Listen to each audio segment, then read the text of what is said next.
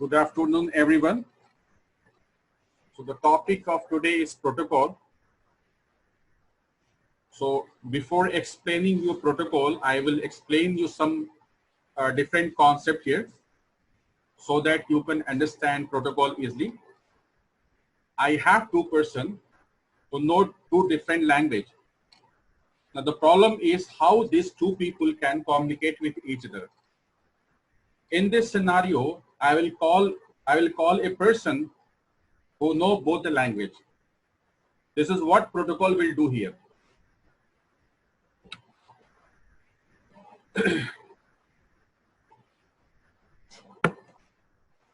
When you are sending your mail to someone, we did not care that how your data is going over internet and how a receiver can receive that data.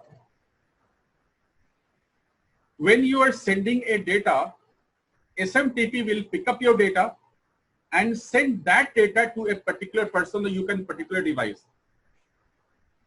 At the receiving end, POP will receive the same data. So SMTP, that is Simple Mail Transfer Protocol, we can use this protocol for sending the data, and POP, we can use POP for receiving the data. Before explaining the communication of SMTP and POP3 brother, I will explain you how Mr. John and Mr. David can communicate with each other. Mr. John and Mr. David is a friend, and Mr. John want to reach Mr. David house. But brother, if Mr. John want to reach Mr. David house, Mr. John should know the complete address of Mr. David. If I skip the street number, how Mr. John reach Mr. David house? Because that is a physical path. If you skip the physical path, Mr. John does not arrive to Mr. David house. Now same thing will happen between SMTP and POP here. SMTP is a protocol which is used for sending the data. See, before explaining SMTP and POP3, see, there are many protocols in this industry today. And every protocol works on port number. Now, these protocols can communicate with each other by using port number. So you can say that port is a logical path. So when SMTP is sending some data to other device, SMTP also use one logical path, that is port number. So it means that SMTP can send its data over port number 25. POP will receive the same data. POP will receive the same data on port number 110. So it means that every protocol can use different port number, like HTTP, HTTPS, SMTP, POP3, DNS. These are the protocol which works on different port number.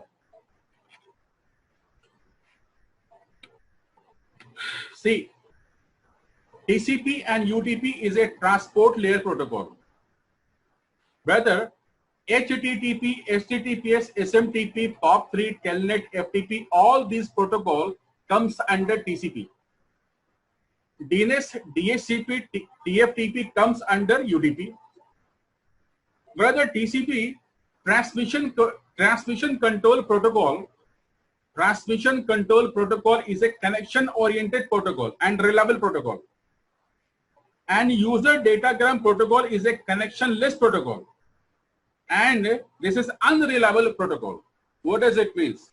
What is the meaning of connection-oriented and connectionless protocol? I will explain you.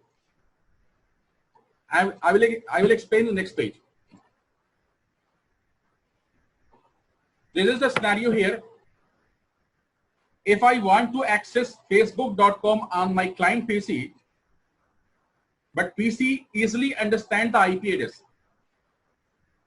If you want to access the resources from internet, if you want to access the resources from internet through name, in this scenario, your Facebook DNS server will receive the request and it translates the domain name into IP address, and DNS server will send back the corresponding IP address to the client PC. So the responsibility of the DNS is to translate the domain name into IP address and IP address to domain name. Means say facebook.com to IP address and IP address to facebook.com. So this is the functionality of DNS. Now, the final stage is computer does not understand name. Computer can communicate with IP address. For knowing the IP address of techcat.com, client PC will send DNS request. When server receives the DNS request,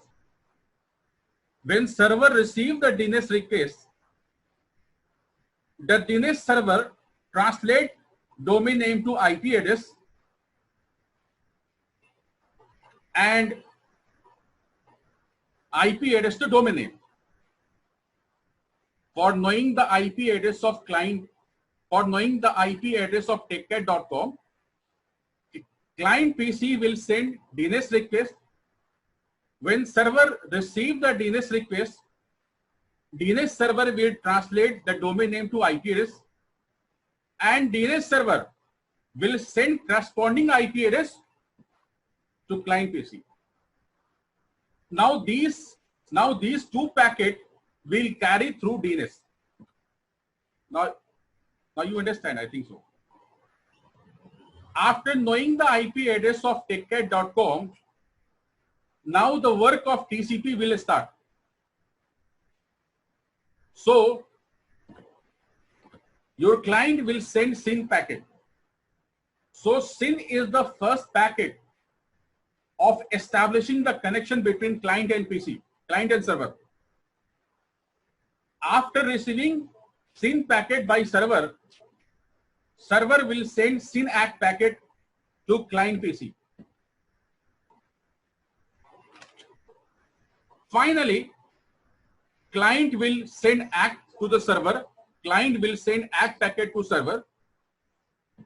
So this process is called three-way handshake. This process is called three-way handshake. After establishing connection, client will send its data to the server. Sending a data is called push. This is called push, means your client is sending the data. After receiving the data by server, server will send ACK packet. Server will send ACK packet to client PC. Now finally, client PC will terminate the connection. Now client PC want to terminate the connection here. For terminating the connection, brother, client will send FIN packet to server.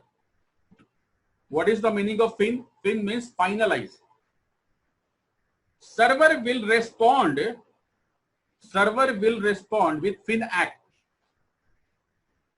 After sending final packet from client PC to server, both server and client will terminate the connection. Now, today I finished our lecture over protocol.